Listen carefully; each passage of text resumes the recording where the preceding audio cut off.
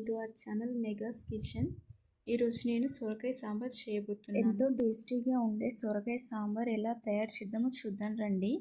ముందుగా ఒక కప్పు కందిపప్పును 2 సార్లు కడిగి 1 గంట సేపు నానబెట్టుకోవాలి. ఇప్పుడు ఒక కుక్కర్ తీసుకొని అందులోకి ముందుగా నానబెట్టుకున్న శనగపప్పును, 4 పచ్చిమిరపకాయలు, 1 ఉల్లిపాయ, 1 టమాటా, 1 నిమ్మకాయ సైజ్ అంతా చింతపండు రసం వేసుకోవాలి. ఇక్కడ వీడియోలో చూపిస్తున్నట్టు నచ్చిన సైజులో కట్ చేసుకొని వేసుకోవచ్చు. నేను ఇక్కడ 2-3 రకాలుగా కట్ చేసి వేసుకున్నాను. తర్వాత నేను ఇక్కడ 1.5 చెంచా కారం, 1 చెంచా ఉప్పు, అలాగే చిటికెడు పసుపు వేసుకున్నాను. దానికి తగినన్ని వాటర్ని మనం యాడ్ చేసుకోవాలి. ఇక్కడ నేను 2 కప్పులన్నర నీటిని వేసుకొని ఒకసారి బాగా కలుపుకోవాలి. కలుపుకున్నాక మనం మూత పెట్టుకొని ఒక 3 విజిల్స్ వచ్చేంత వరకు వదిలేయాలి. ఇప్పుడు నేను 3 విజిల్స్ తర్వాత పప్పు ఎలా ఉడికింది, అలాగే సొరకాయ కూడా ఎలాగ ఉడికిందో నేను మీకు ఇప్పుడు చూపిస్తున్నాను.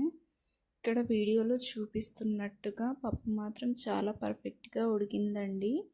సొరకాయ కూడా చాలా బాగా ఉడికింది. నేను అందులో వేసిన వెజిటేబుల్స్ కూడా కుక్ అయ్యాయి.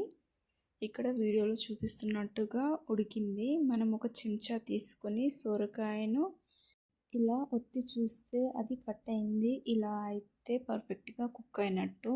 ఇప్పుడు మనం తాలింపు ఎలా పెట్టుకోవాలో చూద్దాం. ముందుగా ఒక తాలింపు ప్యాన్ తీసుకొని అందులోకి 1 చెంచా ఆవాలు, 1 చెంచా జీలకర్ర, 5 నుంచి 6 మెంతులు, అలాగే 1 ఎండుమిరపకాయను చుంచుకొని వేసుకోవాలి. అందులో 4 నుంచి 5 ఎల్లిపాయలను దంచి వేసుకోవాలి. 10 నుంచి 15 కళ్యామాకులు వేసుకోవాలి.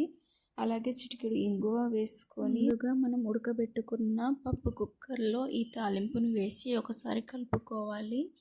అంతేనండి, ఎంతో టేస్టీగా ఉండే సొరకాయ సాంబార్ రెడీ అయిందండి. చిన్నపిల్లలు కూడా ఎంతో ఇష్టంగా తింటారు. ఇలా చేయండి, పర్ఫెక్ట్గా కుదురుతుందండి. Thanks for watching. Please to subscribe.